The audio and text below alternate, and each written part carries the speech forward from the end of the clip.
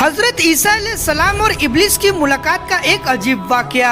दोस्तों, हजरत ईसा अलैहिस्सलाम की मुलाकात इब्लिस से हुई। वो 4 गधों को हाँक रहा था और इन गधों पर सामान लदा हुआ था। हजरत ईसा अलैहिस्सलाम ने इब्लिस के इन गधों के हाँकने और सामान के बारे में पूछा तो इब्लिस ने जवाब में कहा कि तिजारत का सामान है जो इन गधों पर लदा हुआ है और खरीदने वालों की तलाश कर रहा हूँ। हजरत ईसा अलैहिस्सलाम ने इसकी बात सुनकर पूछा कि पहले गधे पर क्या सामान है। इब्लिस ने कहा, जुल्म। हजरत ईसा अलैहिस्सलाम ने पूछा, इसे कौन खरीदेगा?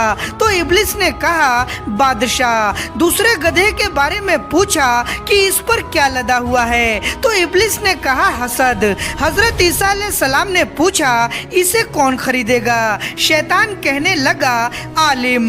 हजरत ईसा अलैहिस्सलाम ने पूछा, तीसरे गधे पर क्या लाद रखा है? तो इब्लिस ने कहा, खयानत।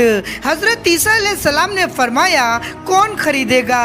तो शैतान ने कहा, ताजिर। फिर चौथे गधे के बारे में पूछा कि इस पर क्या लाद रखा है? तो इब्लिस ने कहा, मकरो फरेब। हजरत ईसा अलैहिस्सलाम ने पूछा, इसे कौन खरीदेगा?